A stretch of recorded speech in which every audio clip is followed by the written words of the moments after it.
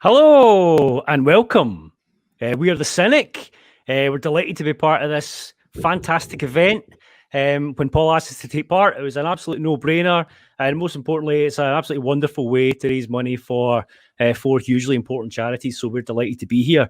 I'm your host today, Paul Carlin. I'm joined by two absolute titans of the Cynic. It's a talented panel. It's a very hip panel. It's an attractive panel. And it's a salty panel.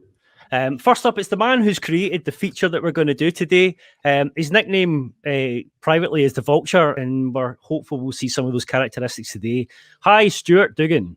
Hello, Paul. It is a pleasure to be here. Thank you for having me. You have to be here because this is basically your podcast that we're doing today. It's true. There would be some copyright infringement, and that is not what we're looking for when we're trying to raise money for charity. Exactly. And taking on Stuart, it's one of the breakout stars of the Cynic. She's come in here with some strong opinions and a whole bunch of pizzazz to every podcast she takes part in. And this is the first time we've actually worked together. It's Ruth Boyle. Hello, thanks for having me. I do feel quite a lot of pressure going up against the inventor of the game, but I'll try my best. That's all I can do. Well, you're up against not only the inventor of the game, but the Vulture. I mean, Stuart Dugan is a Cynic legend. Everyone's terrified of him. I'm just the rookie. It is a lot of pressure. Guys, that's very kind of you to say. It's all true. Okay, that's enough to be nice to each other. There'll be some people watching that don't know who we are. So I think we should establish a few very, very important things about ourselves before we go into this feature that we're going to do today. So I'd like to know, I'm going to ask you 4 questions. Your first Celtic match, your favourite player from the past, your real favourite player from the past, and your current favourite player. So, Ruth, let's start with you. Can you remember your first Celtic match? I can. It was actually a friendly, my first game. So if you can't tell from my accent, I'm from up north. So I didn't get to all that many games when I was young, but my first one was a friendly against Leeds under John Barnes that we lost 2-1. So a good introduction to Celtic. And I think that was one of those games where you weren't even sure what formation we were playing because it was in the John Barnes era. So overall, very good. Can you remember anything about the game? Who scored? Or anything like that? I think it was Bobby Petta that scored for Celtic, if I remember. My biggest blow was, coming on to the next question, I was a big Henrik Larsson fan as a child, and he had a calf strain that day, so he wasn't playing. But my mum actually clocked him in the stands behind us. So I think I spent as much time kind of looking around at Henrik Larsson as I did actually watching the game. But yeah, it was good. I was very excited to be there all the same.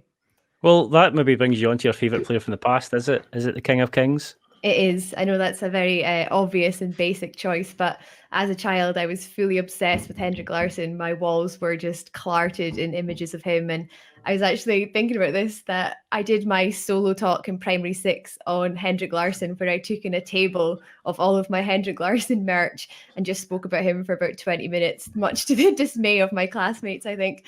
But yeah, I was just fully obsessed with him, and it's obvious why. Well, you say he's your favourite player, but who's your real favourite player? Like, who's the one that you just won't ever admit that he actually is your favourite player? I mean, I'm not ashamed of it, but I do say Hendrik to get some respect. But really, when I say that, I feel like I'm betraying my main man, Giorgio Samaras, who really is my favourite player. And I adore him, and I will defend him against anyone. I think he's underrated. I know he was a frustrating player, but he did enough to be adored, in my opinion. Oh, I loved him too. Absolutely loved him. And your current favourite player? I know it's not the best of seasons, but Well, certainly not the best of seasons for this man. I know he's not currently playing, but I can't say anyone other than James Forrest because I love him and I hate how underappreciated he is. And I'm really hoping that this time without Jamesy will make people realise that he's actually very pivotal to our game and that he is a good player and deserves a little bit more respect. Where my season ticket is, I sit with a lot of James Forrest haters and he gets constant abuse for the full 90 minutes. And I'm kind of hoping that those people are taking a long, hard look at themselves at the moment and thinking that when we return to Parkhead or Parkers, he will not be getting the same abuse that he did in the past. I totally agree. I think Forrest is a class act. I love the guy. Thank you, Ruth. Right, Stuart, over to you. Your first game. So all I know is that my first trip to Parkers was the 95-96 season, and then I actually had to spend some time with my dad and my brother trying to figure out exactly what game it was because I was 9 at the time, and there wasn't really any fanfare. Like, I even asked my dad, I was like, that must have been like a big occasion, and he was like, yeah, I think it was this, or it might have been that. I was like, all right, okay, it was just some random game. I think it was the 2-1 game against Partick Thistle on the 7th of October, because I think that my brother first went as like a birthday treat for him when it was his birthday, and that's the game that's closest to my birthday. And I watched the highlights today, and I do actually remember, because Pierre van Hooijdonk scores this absolute screamer. We won 2-1, and he scores an absolute screamer. And I do remember chanting Pierre and quite enjoying that. So I think that's when it was. That's a great memory. Lovely. Pierre van Hooijdonk. Oof. Your favourite player from the past? Now, I think you've got a great answer for this, or I hope you've got a great answer for this. Well, I'll give you my the PR, the public-facing favourite player. And obviously, the first sort of proper season that I really remember would be sort of stopping the 10, and then my most vivid memories are really through the sort of Martin O'Neill era. And so Henrik Larsson is very much my favourite player. I can't think of a player that I've watched that's brought me as much joy, or that you could just watch and know had the power to. You just knew he was going to do something, even if it was quiet in a game. He was always going to do something, and it wasn't even like he's going to have an off day. He literally always would do something. It was a case of how many things he would do. So Larsson brought me a lot of joy. But if you look at the paperwork for my Young Hoops membership when I first signed up at the age of probably 10, 11, my favourite player was Reggie Blinker, which it's a hill that I've had to die on over the years, because there's not really a lot to go on for why that was, but that's it. So I guess that's what I said at the time. So that's what I'll say to you now, Paul. That was my favourite player. Do you guys remember that nightclub Archaeos in Queen Street in Glasgow? Reggie Blinker's still in there. He's still in there. He's still in there to this day. Okay, and your favourite player from the current squad, Stuart? Well, anyone that's listened to the Cynic will know that I talk frequently with my passionate relationship for Tom Rogic. I just love that he's such a luxury player, ultimately. I think that's great. And again, a player that is given so many highlights. It's not even like, there was that one incredible goal he scored in that important game. I mean, he's got a raft of goals against the Huns. He's got the treble winner. There's just so many of them. I absolutely adore him. So Tom Rogic. Lovely stuff. Okay, I'll just quickly go through mine. My first match, I feel absolutely ancient. 3rd of January 1987. First time I went to Parker's. Celtic 8, Hamilton Accies 3. Brian McClure scored, I think, 4 goals, either a hat-trick or 4 goals, I can't remember. But I went to my Uncle Tommy, and it was before the stadium get renovated. Renovated? Is that the right word? Renovated? That's what you do to a kitchen, Paul. It's not what you do to a stadium. As opposed to a stadium. I'm going to double down on renovated. It wasn't a lick of paint. 8-3 game, and it's funny, I can't remember much about the game, but all I remember was that I was drinking a can of juice, and the can of juice got taken off me by a steward because I wasn't meant to have a can of juice in the stadium. Bizarre, that's what I remember from it. My favourite player from the past, if I don't say Paul McStay, I think I'd get battered. So it's the maestro for me. But my real favourite player from the past is actually the man that made his debut in this game.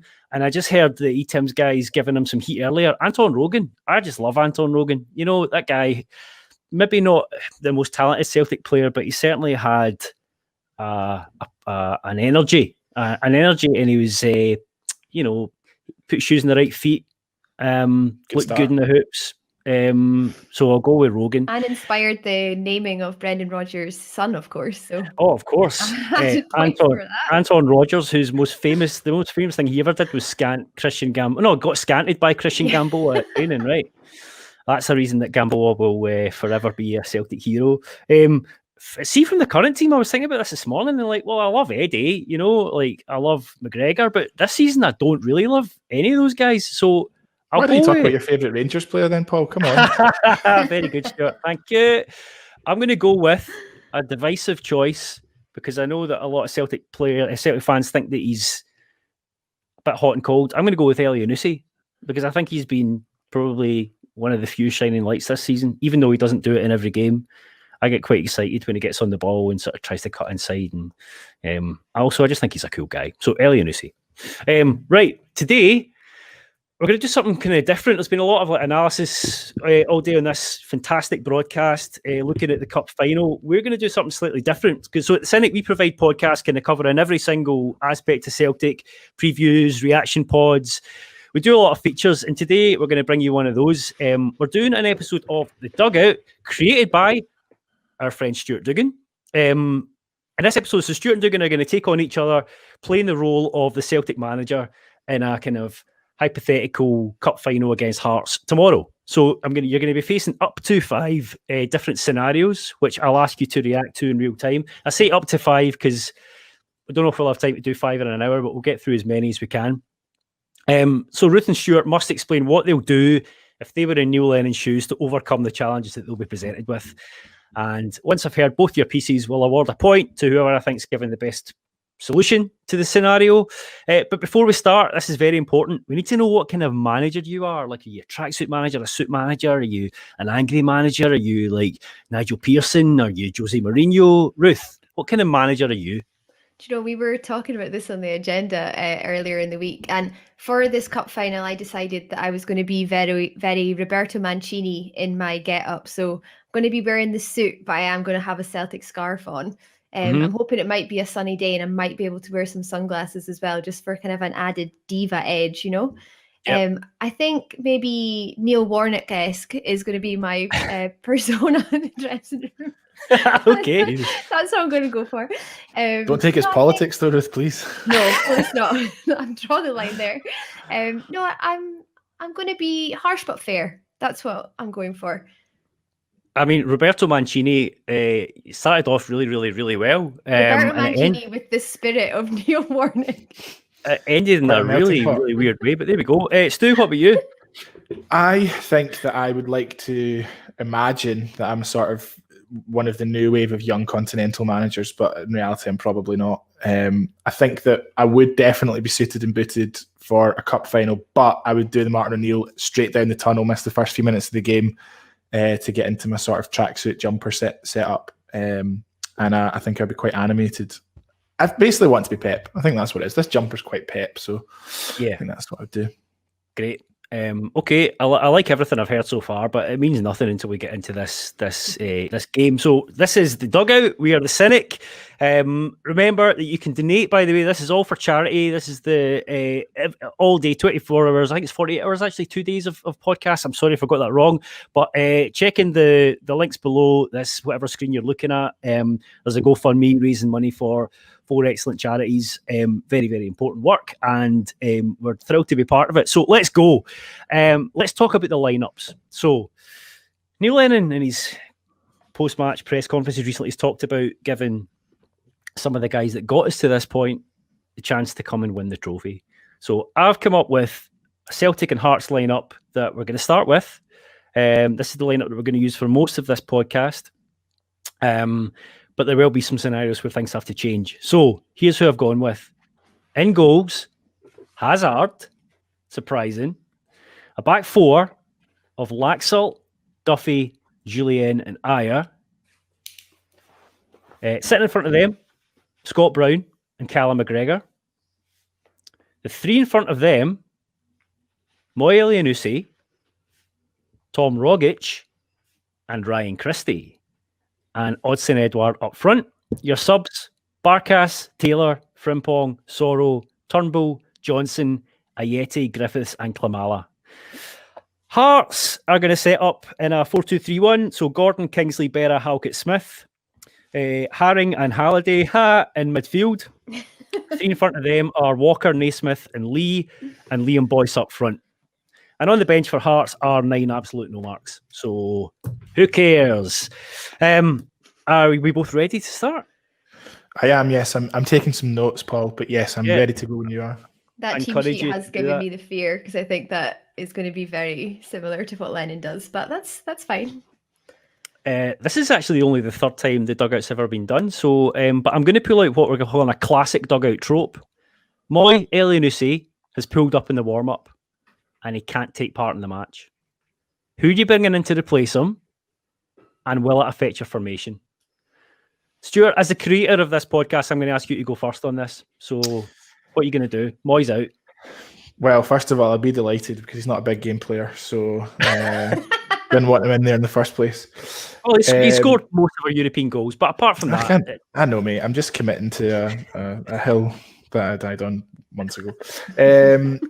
I think that of all the players that could pull up injured, I think that that's going to be the most open and shut case, because now it might come back to haunt me slightly later in the game, but I think that I would just keep the same formation, straight swap in Mikey Johnson. Oh, do I think that? Do I think he's fit? Is he ever fit? That's a rhetorical question. I think that you're going to get a good 60 minutes out of Mikey Johnson, and I also just think that it depends how Hearts are going to set up. If they're going to come in and try and sort of stagnate and stuff up the game, a player like Mikey Johnson is going to be fantastic for breaking lines and getting in behind. Loves a wee lollipop, loves a wee trick, a little amusement arcade of a player. So yeah, I think that you get a good 60, 65 minutes out of MJ, and your plans aren't really thrown into too much disarray. So I'm sorry, Ruth, that is the obvious answer, and I've stolen it from you, but I did create the game, so. Stuart, that means there's a space in the bench as well. Is there anyone that you'd like to bring in from the cold to sit on the bench? I know I'm just springing this on you, but there is space in the bench. I would bring in, for space on the bench, Olivier Ncham. That's actually good. I was wondering if anyone would notice that Ncham wasn't actually in the squad. I was, because when I was doing this the other day, I was like, is Ncham just not getting stripped these days? Like, he's not played in ages. Doesn't seem to be. Okay, right. That's interesting. So it's basically you're sticking with the same 4-2-3-1 formation. MJ in for Moy, and hope for the best. Really, it's what I'm hearing here, Stuart. Ruth, what are you going to do? I mean, this is absolutely brutal going to second on this one. I feel like by the way, sorry, there is one rule: you can't do the same thing as the person that came. Right. Hence the brutality. Do you know this? I feel like it's a big decision to change the formation at this early stage, and I think I'm going to have to just play a player slightly out of position in order to not throw all of the players out of their flow. So I think I'm going to bring in Griff. And he's going to kind of have to play on the left, but maybe he can slot in just slightly behind Eddie and be doing some of the legwork on behalf of Eddie. I know that's not ideal. It's not what anybody wanted to happen. It's certainly not what Griffiths wanted to happen. But a big factor in this as well is what you need is players who have a hatred for Hearts in their veins, who are going to use that to play out of their skin, even if they're playing out of position. And I think that I'm going to say that to Griff, might show him a little montage of Hearts winning cups in the past before I put him out there. And I'm going to play Griff on the left. But kind of, we're going for fluidity here. Fluidity hides some loads of sins. So yes, I'm going to put Griff on the left, but give him kind of free rein to do as he pleases. Okay, so basically stick with the formation, bring Griffiths in, have him on the left. Okay, well, first of all, I'm pleased that you both stuck with the formation. I think that's the right thing to do. I think that close to kickoff to then switch to a back three or whatever would be the wrong thing to do. Stuart, yeah, MJ, let's go through the pros and cons. MJ, he's a fantastic player. I think the kid is so talented, and definitely the kind of guy that can unlock a packed defence. However, his fitness, he's played 5 minutes of football recently. I guess if he's fit enough to make the bench, you could probably take part at some point. I would have concerns about him though, pulling up quite early in the game, and what do we do then if he goes off injured? Well, we'll put Griffin. She's just said that's what we'll do. So we've got two plans going here, Paul, and we're fine. Well, let's come to that. Griffiths, I don't think that's a great position for Griffiths to play in. No, let's not do that then. That's a bad idea. I don't like that. Maybe we'd be inclined to put Griffiths up front, and you could maybe move Eddie out to the left a little bit, like we used to do with your hero. Samaras used to play in the left off the striker. However, when you said hatred for Hearts, I thought that might get your attention. Well, games like this, you need an X factor. You need an extra carrot to dangle in front of the team. And that's what it would be for Griffiths. I think he'd probably end up playing his heart out. This is a tricky one to award the points. I must say, though, I'm not comfortable with playing Griff on the left. I don't think he's disciplined enough to do that. I don't think he would track back and help out Laxalt. And I love Mikey Johnson more than I love Griffith. So, Stuart, you get the points for round one. Well done. Thank you. I just hope that Johnson doesn't get injured again, because I don't think he can take being told to fuck off by Lennon twice in a row. So that's what I'm saying. You might ruin a young player's career. There's certain cynics that can't handle that either. So, well, as managers, what do you used to think of that? You know, how would you have dealt with that situation up at where was it, McDermott Park? I think that happened. I would have done the exact same thing, Paul. And if you think that that's the only time that a manager's told Mikey Johnson to fuck off, you're absolutely dreaming. Ruth, what do you think? I maybe would have done it so publicly. I might have waited till I was in the dressing room and then told him to fuck off. But maybe it wasn't the best PR to do it on a public forum like that. But I understand the frustration if you told him that he was fit enough to play and then pulls up again. So either way, MG's getting told to F off, right? Yeah. Oh, aye, absolutely. Okay. The location changes. Right. Scenario number 2 is half-time. Celtic are 2-1 down and playing poorly. Odsonne Edouard has scored once, but he's not having a great game. He's just not getting the service. It's been a problem all season. Scott Brown has given away a penalty and is on a yellow card. Hearts are hitting us kind of down their right, our left, with Stephen Naismith and Jamie Walker switching positions between the 10 and on the right. What are you going to do to turn the tide? Now, remember, you get 5 substitutions in this. And by the way, just to clarify, this is the lineup. This is the original lineup with Moy, not with MG and Griffiths. All right, so we're reverting to the original formations you were given. Ruth, you're first up this time. Sorry, I actually slightly missed the start of the scenario. Could you just repeat the start of it? Half-time in the Scottish Cup final. Celtic are losing 2-1, playing poorly. Eddie scored once, not having a great game. Scott Brown's given away a penalty and is on a yellow card. And most of the Hearts attacks are coming down our left-hand side with their number 10 and their right winger switching positions. So I'd like to know what you're going to do to turn the tide in the second half. Okay, I think I am going to go for a formation change. I know that we have criticised Lennon for similar, but I think it's time. So I think I'm going to move to a 3-5-2. Right. Okay. So talk me through it. I am putting. I'm going to move Laxalt forward a little bit. I'm going to swap Brown for a striker. So Brown is going off. He's had his chance on the cup final day. I just think that it's time we need a little bit more energy. And I'm going to go for Klimala. Now, the reason why I'm going for Klimala is, I don't know if you remember in the Scottish Cup final last year, that ball over the top for Eddie. Berra's legs are gone.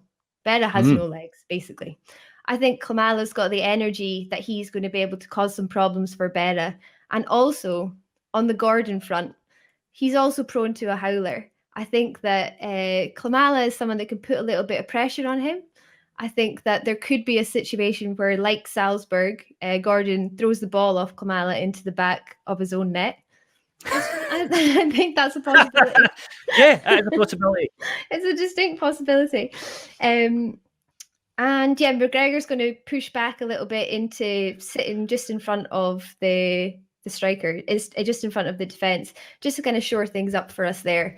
Is that the end of my segment? Well, I'd like to know, kind of, if you're playing a back 3, like, who's going to play on the right?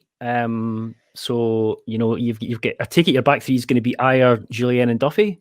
Yeah, I'm not entirely happy with my back 3 being Duffy being in that back 3, but I'm going to sit and wait and see how that pans out. I think when we look at our defensive sub options, I think we just have to see how that works out. If Welsh had been on the bench, I might have been tempted to take him on as well. I think that might have been a good learning curve for him. But I'm going to be playing Ayer on the right in my back 3. That's okay. What I'm going for. Who's gonna play at right wing back then? We are having. Oh God, yeah, I'm going to need a right wing back. I'm going to have to do another sub here, people. I'm going to take Frimpong on for Christie. Oh, where's Christie going? Into the blender. So Christie, yeah, I've off not been Frimpong impressed on? with Christie. I think Christie was a slight error in substitution, in starting, to be honest. I don't think I was impressed by that. I just went for the loyalty factor that Lennon had mentioned, and in reality, it hasn't paid off. So yes, Frimpong's going to come on. He's going to start causing a little bit of problems, and yeah, we're going to turn the game around. Okay, I've heard enough. Stuart, over to you. So, a system change is somewhat ruled out if Ruth's going 3-5-2. So, what I would do is I would look at personnel here. So, Scott Brown's been booked and has given away a penalty, which indicates he's not playing very well. So, I would hook him for Sorrow. I think Sorrow should start anyway. We've played best recently when we've had Sorrow, doing all the work, breaking up the play, maybe being a bit more positive, and also covering so much ground that he's going to allow McGregor a little bit more freedom to maybe go and help cover on that left where we're being, pinned in a little bit. You said Eddie's not playing very well. It sounds like what Eddie needs is some service. He needs someone that's going to come in and link up with him. Maybe someone that's going to deliver some set pieces as well that could threaten. That's not going to be Ryan Christie, is it? His 1 out of 100 crosses that might end up in some kind of goal. So I would also take off Christie and bring on DT14 David Turnbull and hope that playing Turnbull slightly off to the right, so you'd have Turnbull, Rogic and Moy, a lot of creativity in there. And more than anything, I just think that Turnbull's increased, XG for the stat nerds out there from set pieces, the likes of Duffy, Julian Ayer. Maybe it could be a set piece that we get our goal to get back in the game, or maybe just having him come in and link up with Eddie, get those nice little 1-2s going that Ryan Christie's incapable of. I think that's it. I think I'm going to stick with the same formation for now because we're only at half time, and since it's not available to me, although that was my first inclination. So that's it. It's just 2 substitutions, Paul. Brown for Sorrow, Christie for Turnbull. Okay. Interesting. Very interesting. Now, neither of you really addressed the issue that Hearts are hitting us down kind of our left-hand side. And I suppose actually, Ruth, you did. You're making us more. I was also quite vocal about Cal McGregor being freed up to go and help with that situation, Paul, because of Sorrow's extra work. It's not really what I was looking for, Stuart. I'll be honest with you. I think as well a formation change might stop that from happening, in that those channels won't be open to Hearts anymore. They're going to have to change the way that they're playing to adapt to my very offensive system change. Well, okay, Ruth, let's look at yours. I love the idea that you're bringing on Paddy Klimala for Scott Brown. That's some blue sky thinking right there. Love it. Berra's legs are gone. Yeah, fantastic. Klimala's exactly the type of striker I'd like to see playing against that Hearts defence. Frimpong coming on for Christie. Yeah, I'm into that as well. Frimpong should probably be starting on Saturday, but I think we all know he won't. I'm a little bit unsure, though, about this McGregor, Rogic, Moy axis. I don't really know what's happening with that. I kind of lost the plot a little bit, I'll be honest with that. I did actually want to take Turnbull on and then forgot about it until Stuart said the name Turnbull. I was like, damn it. Well, Stuart, you did say that name Turnbull, and I've got to say, I just felt a wash of serotonin because that guy's class act. Sorrow as well. Yeah. I think we all know what needs to happen, but I think we all know what we'd like to see happen tomorrow, and it is to have Sorrow and Turnbull starting. I don't actually. This is a really, really hard one to call. I think from a formation in terms of the scenario, the 4-2-3-1 just isn't working. I don't know if a personnel change would work. It feels a wee bit like a Ronnie Dyla thing to do. Ruth, I'm not entirely sure about your personnel, but I guess you could do it for 20 minutes and see what happens. I'm going to give Ruth the point in this. Ruth, you've drawn level. Thank you. I appreciate it. Despite the Turnbull oversight, I'm grateful. Let this be a lesson to you, Stuart. I have to say that was close, because I think your changes ordinarily could win the game for us. Scenario number 3: Hearts score an injury time winner in extra time to take it to penalties, right? I need you to tell me which 5 players you're putting up for penalties. The following are no longer at your disposal. So the following players cannot take a penalty. Odd St. Edouard, Scott Brown, Diego Laxalt, and Moy Elianusi. So I want to know your 5 penalty takers and in what order. And Stuart, I'm coming to you first. Okay. Give me one small moment, Paul. Maybe you could, I don't know, read out the chat rates or something. I don't know. I need to think. Yeah. One moment. Yeah, well, the reason we're doing this is so Celtic State of Mind have organised, Paul John Dix has organised this fantastic event where many of the Celtic fan podcasts are coming together and broadcasting for an hour each to raise money for 4 fantastic charities. It's very, very easy to donate money. Just look at the web address underneath, whether it's you're watching on YouTube or Twitter or Facebook. There's a link below. There's a charity auction as well. Lots of cool stuff up there for auction. So I think we've raised far north of £12,000 already, which is £12,514 is the total raise, which is absolutely fantastic. So keep them coming. Stuart, I'd like to know your penalty takers, please. Okay, so there's no Eddie, there's no Brown, there's no Laxalt, and no Moy. So I've dipped into my bench a little bit, Paul, presuming that some of these players have come on for some of those players that I've lost. Well, remember that there's only 5 subs, Stuart. This is fine. I have 1, 2. Yeah, that's worked out famously. I've only taken 3 people from the bench, so that's all gone well. So number 1, excellent set piece taker, and as you say, has the venom for Hearts, Lee Griffiths. I think he's going to be a nice, safe pair of hands to get us off the starts. Second penalty taker, again, excellent set piece man. Presume he can take a great penalty if he can take corners and free kicks the way he does. David Turnbull. I think he'd probably Panenka him. I think he's got that in his locker if he needs to be. Third one, controversial. This is a mentality one. I think that when you have a penalty shout, especially high pressure, you need leaders. And I think that recently you're starting to see Chris Ayer really becoming a leader in that team, really taking responsibility. And I think that Chris Ayer would take responsibility and take a penalty. So I'm going to put him in there as number 3. I then think that Albion Ayeti will be on by this stage, possibly playing in a 2 up top with Griffiths. Okay. So I'm going to have him. And then the ultimate responsibility goes to the captain, Callum McGregor. I think that McGregor has shown that he is absolutely willing to put himself in the firing line. You saw it against Lille when he had his sort of terrible mistake for the first goal and then immediately wanted the ball for the penalty. I think that he would absolutely put himself forward to clinch history. So Callum McGregor, number 5. Griffiths, Turnbull, Ayer, Ayeti, and McGregor. Very good.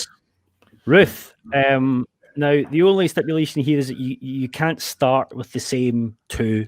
So if you have Griffiths and Turnbull to start, you can't. Well, you basically can't. So, okay, but I'm okay with the rest. I didn't realise the second one came into it. Like, I'm just going to do a wee swap. That's fine. No problem. So mine's kind of inverted actually, to Stuart. So I've got McGregor starting first. I think you want to start strong. As I said, captain role. I think that is how you get off to a great start in the penalty shootout. I've then gone for, I did actually have Turnbull second as well, but I have swapped that. I also think that Ayeti will be on at this point, and I've put Ayeti in number 2. I think it's good to get him. He might be a little bit nervous. Don't want him waiting too long when there's a lot of pressure on the penalty.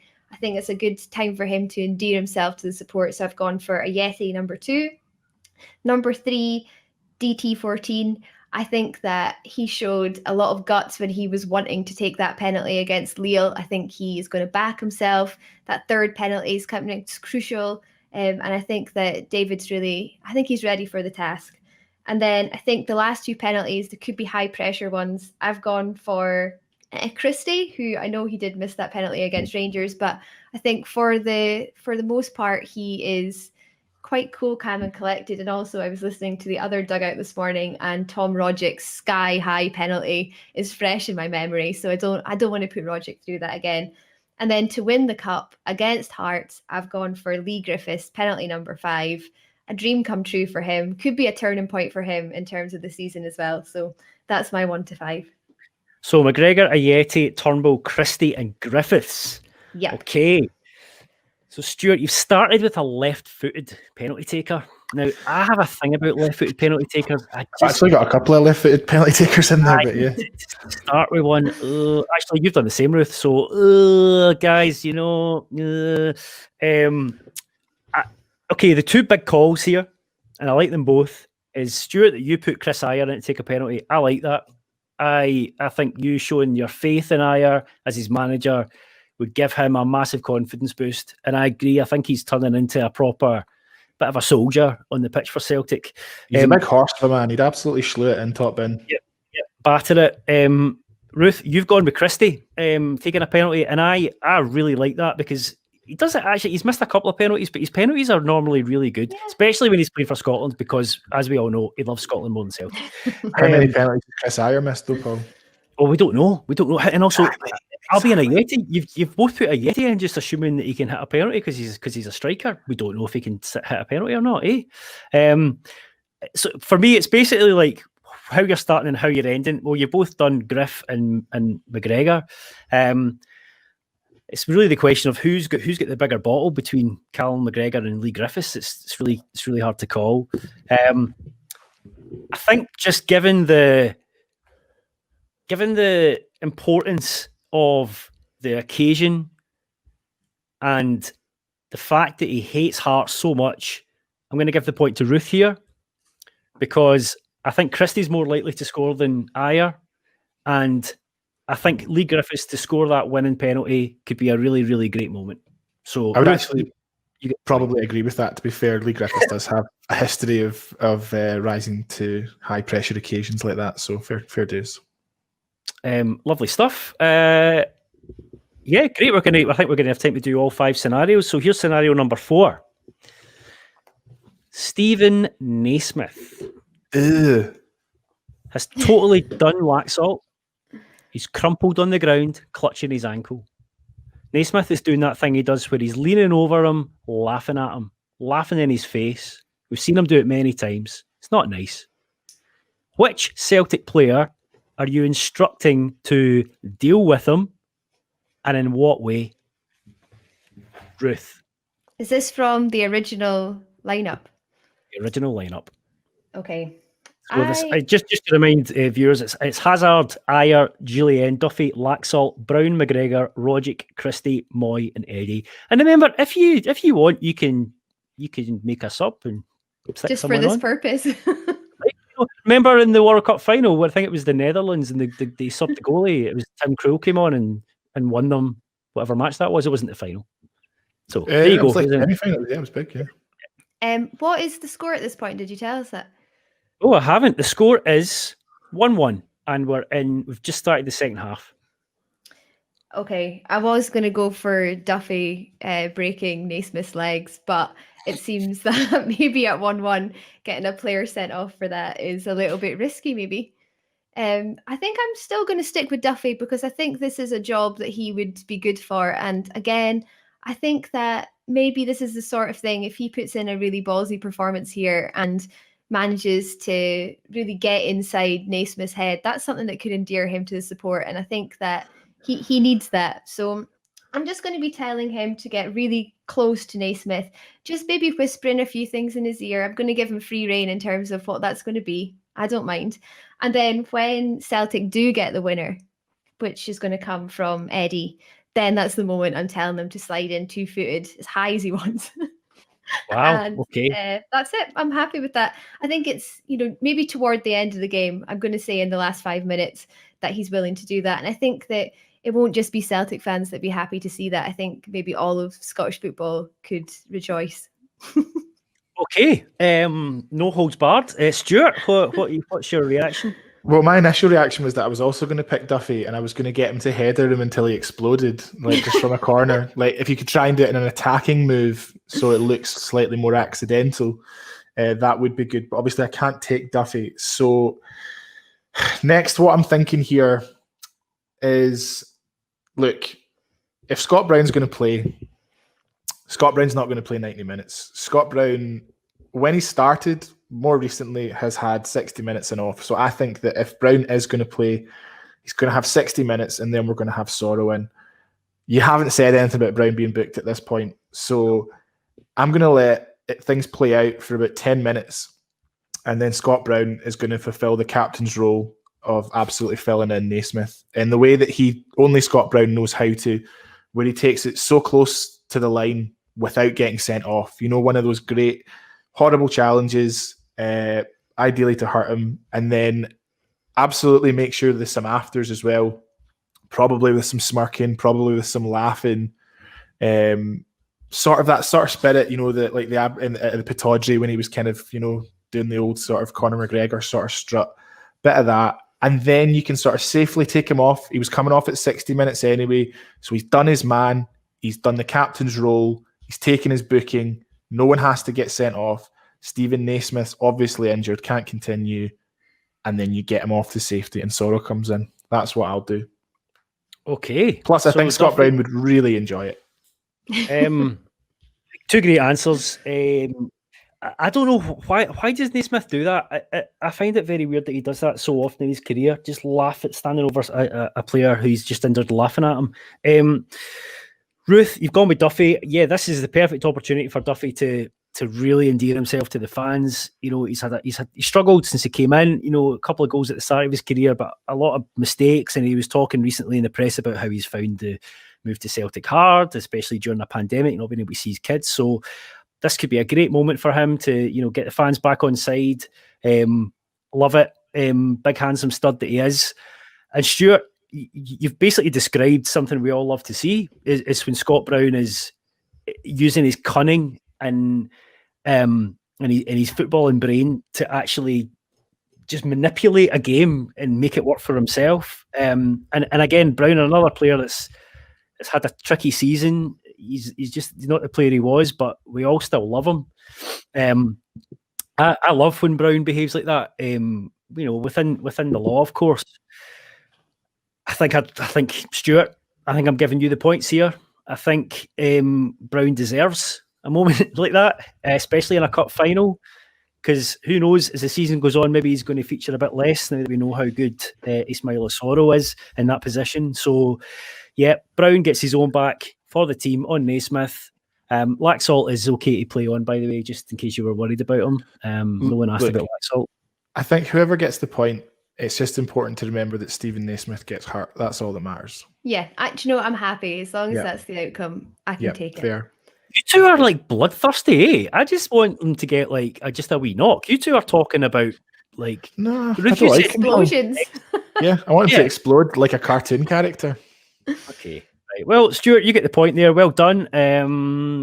It's down to the wire, folks. It's down to the wire. So there's one last scenario. Now, there's a bit more to this, and I think I really need you to talk me, show you're working on this, really kind of convince me that you know what you're doing here. So using your team from scenario one. So Stuart, that's your team. It's basically the team except with MJ in instead of Moy. And Ruth, you've got Griffiths in instead of Moy. Celtic are winning 2-1, but it's been a crap game. We're not playing well. There's half an hour left. No substitutions have been made. However, Scott Brown and Andy Halliday have both been sent off. So you're down to 10 men. All of your defenders.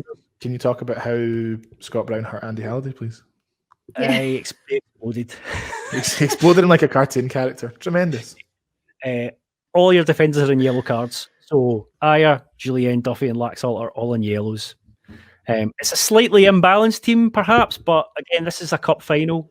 Rules are kind of out the window. Hearts, let's just say Hearts have got maybe two of their defenders on yellow cards. Naismith's also on a yellow card. Oof, there's a lot of yellows. It's Hearts Celtic, isn't it? No, I've lost. How do you win the trophy? How do you see out the next 30 minutes to win the trophy? I'd say we've got about 8 to 10 minutes left in this podcast. And I need you to talk me through your thinking. And Stuart, you're up first. Okay. So, no Scott Brown. Defenders are all on yellows. I've got Mikey Johnson, who's probably realistically not going to make it through the whole game because he's made of glass. So, first move, I'm going to take off Tom Rogic and I'm going to bring on Ishmael Sorrow. Hmm. So That's brutal. sorry, pal. So you've got 4 still with Ayer, Julian, Duffy, Laxalt, Sorrow, McGregor in the middle. Christie stays.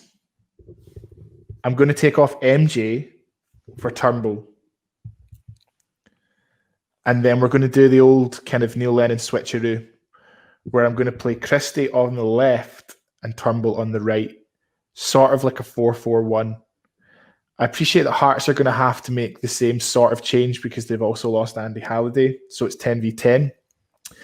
And I think that 4-4-1 is the best move for now. Moving forwards, I would probably bring on Frimpong for Duffy. So my back 4, I wouldn't make all these changes at once. I don't want to lose the head. Those would be my initial changes. I'd then take off Duffy for Frimpong. So my back 4 would be Frimpong, Ayer, Julian, Laxalt, flat 4, so that you still have energy, bags and bags and bags of energy to go at Hearts when they're tired. Frimpong and Laxalt who can get up and down, and that will hopefully sort of help for width and an attacking threat while we play a sort of 2 banks of 4. That seems quite negative, but with very attack-minded wing-backs, I feel comfortable with that. Then as the game, again, goes to the sort of latter stages, you have the option of taking off Eddie for perhaps a Griffiths or a Klimala, someone that can stretch the game. We've seen that with Klimala, that if you give him the last sort of 10, 15 minutes, he can run defences ragged. So I feel like that's kind of it. Essentially a 4-4-1, Sorrow, McGregor, Turnbull, Christie, and then my next move would be Frimpong for Duffy. Okay. Mic drop out. That's me. I think that's pretty good. Am I able to take Sorrow on, just not for Rogic? Yeah, you I can. think that's fine, Yeah. Okay, that's fine. So you have the floor, Ruth. Right. So in terms of defense, I know you've said about yellow cards, which is a threat, but I'm just going to try and tell them to keep the heat and stick with it. And instead, I'm going to take on Taylor, who I think is a better fullback than Laxalt, and kind of have them playing as a solid 4, trying to get Taylor on to kind of shore up that defense, and doing a little bit less running. And then I am going to take Sorrow on, but I guess I can't do it for Rogic, so I'm going to have to do this in a more complicated way. So I'm going to take Griffiths off for Sorrow, but Sorrow is going to be sitting alongside, just right in front of the defence, and I'm going to get him to do some of that tackling that I don't want my defenders to do that are on a yellow card. So Sorrow is there to kind of do those kind of riskier challenges when he comes on. And then I'm going to take off Rogic for Klimala. And for what I've previously said about Klimala, he's there to do that running. He's there to put some pressure on. He's there to give Eddie a little bit more service, perhaps. And I want the defence and I want the team just to sit back a little bit and try and catch on the counter. I don't want to do anything silly, just kind of like Celtic did at Ibrox. We're going to sit back. We're going to try and catch them on counter attacks. So it's not too much of a formation change, really. We've got McGregor maybe moving a little bit forward and Sorrow kind of slotting in to where he was. McGregor's kind of going to move into that central role that Rogic had before. And Klimala is going to be sitting kind of in between that 2 of Christie and McGregor and Eddie. So that's what I'm going for. Okay. One more spanner to add to the works. What? To this scenario? Injury time. Paul, I invented this game and this has never happened. I'm sorry. No, this is an added tier. That's why you should have hosted it, Stuart. This is true. 92 minutes.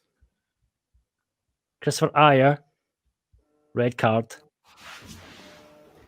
What are you going to do? Ruth, you're going first this time. But who was it that got the red card, sorry? Ayer. You're right back. So Paul, this is wild. And I've already made the subs that I've just made. Yep. Oh my God. This is what managers have to do, Ruth. This is it. Okay, that's okay. That's okay. How are you going to win the game? You're 2-1 up, remember? I'm 2-1 up, right? Down to Okay, 9 that's men. fine. Jesus. I know this is unprecedented. Okay. Do you know what?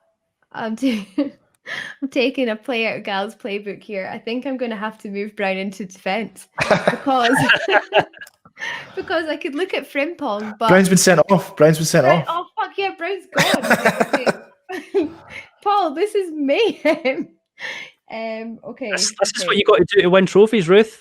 This is my managerial debut in a Scottish Cup final, and I'm down to 9 men. Like, this is not what the Warnock-Mancini duo was hoping for. Oh, by the way, the ref is Andrew Dallas as well. I should have said that. Oh, great. I don't know. That's really great. Okay, right. You've just got a couple of minutes to see out. Are you going to make any changes to your formation? Or are you going to ask anyone to play?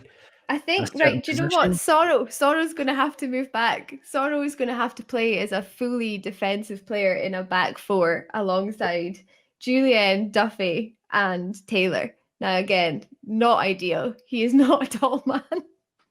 He's not. Well, you can stick him in the right back and see what happens. All right, Stuart, what are you doing? What's the worst that could happen? I am going to, just because he's more defensively minded, I'm going to take off. We're just going to see this out. I'm going to take off Christie. I'm going to presume that so Eddie's come off for Klamala, so I've got someone that's doing all the legwork up there. I take off Christie for Taylor, and we're just going to sit in for the last. I presume there'll only be another 1 minute of injury time here, so it'll be next to nothing.